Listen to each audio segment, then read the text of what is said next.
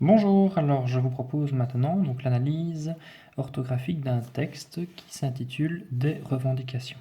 D'accord? Alors on va essayer vraiment ici de bien se concentrer justement sur les et sur les et, donc c'est-à-dire sur les e fermés et sur les e ouverts. D'accord? Voir un petit peu dans quel cas il faut un accent ou pas pour faire le lien avec d'autres choses déjà vues. Et bien entendu reparler des accords du participe passé. Donc comme d'habitude je vous invite à stopper l'enregistrement, enfin la vidéo plutôt, hein, donc d'appuyer sur pause quelques instants pour prendre connaissance du texte, d'accord? Essayez vraiment de bien comprendre le sens du texte, mais aussi les mots de vocabulaire. Donc s'il y a un mot que vous ne comprenez pas, n'hésitez surtout pas à faire pause et à aller vérifier au dictionnaire pour bien comprendre. Des revendications. Bon, jusque-là, c'est pas très compliqué. Je mets un S à revendication puisque cela est au pluriel. J'ai ici le déterminant des.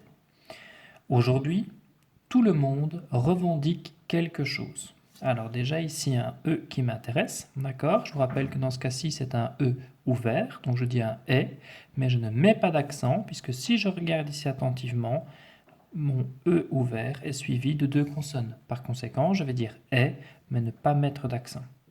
Donc aujourd'hui, tout le monde revendique quelque chose. Les droits que certains ont réclamés les ont conduits dans la rue et plusieurs fois déjà.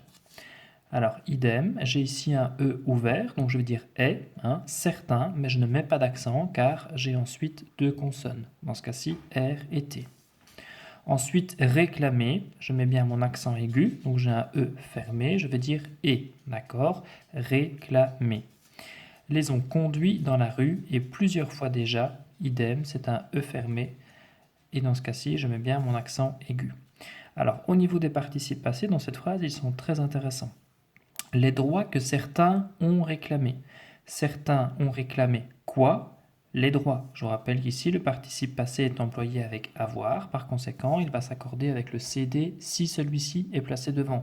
Et dans ce cas-ci, le CD est bien placé devant. On voit clairement que donc certains ont réclamé quoi? Les droits. Les droits, c'est devant. Par conséquent, le participe passé va s'accorder avec le CD les droits, masculin pluriel, réclamé, masculin pluriel. Donc, les droits que certains ont réclamés les ont conduits dans la rue. D'accord? Donc, les droits ont conduit qui dans la rue? D'accord? Eh bien, certains, masculin pluriel. J'ai ici un petit rappel à l'aide de mon pronom au masculin pluriel. Par conséquent, conduit, masculin pluriel. Dans la rue et plusieurs fois déjà. Personne ne peut se soustraire aux images télévisées proposées. Alors personne, E ouvert, donc je vais dire un est, d'accord, mais je ne mets pas d'accent parce qu'il est suivi de deux consonnes.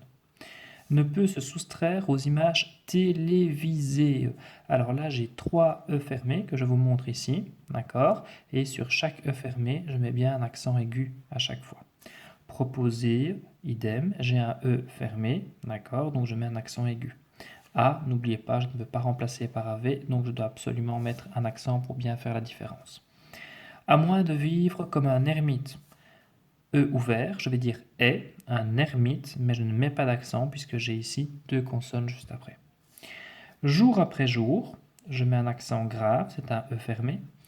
E ouvert, pardon, excusez-moi, donc jour après jour, E ouvert, donc accent grave, je dis est. Jour après jour, les villes sont engorgées, E fermé, je mets donc un accent aigu.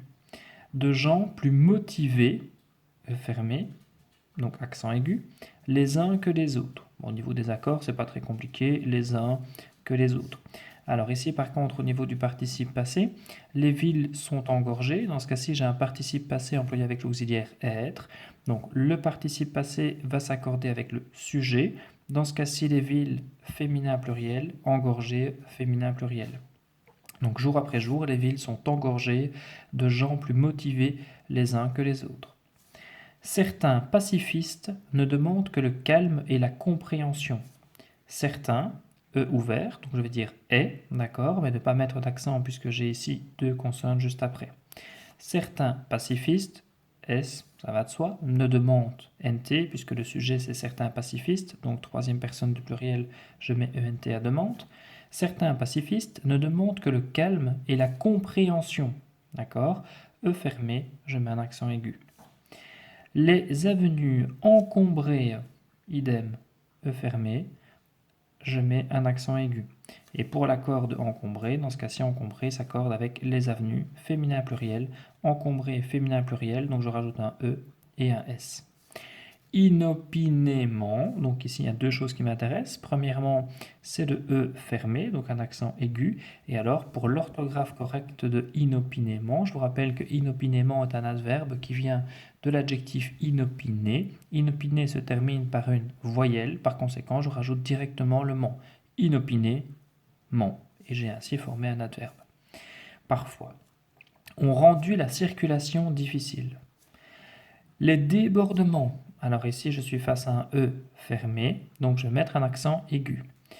Les débordements que la police n'a pas étouffés, j'ai ici deux E fermés, donc à chaque fois je mets E accent aigu.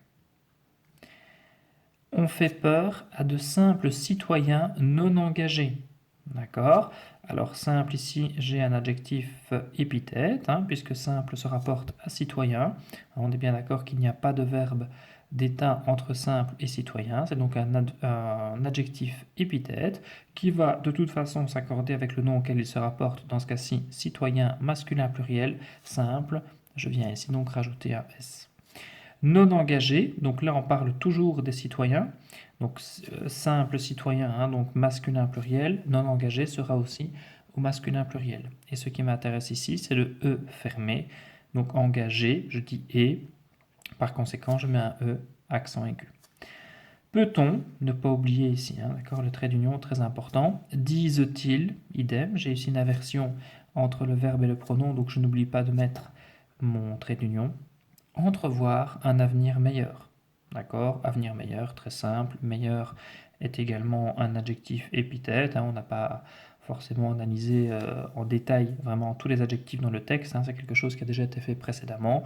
Mais dans la foulée, je peux très bien vous rappeler. Donc meilleur est un adjectif épithète puisque il se rapporte à avenir et n'est pas séparé d'avenir par un verbe d'état.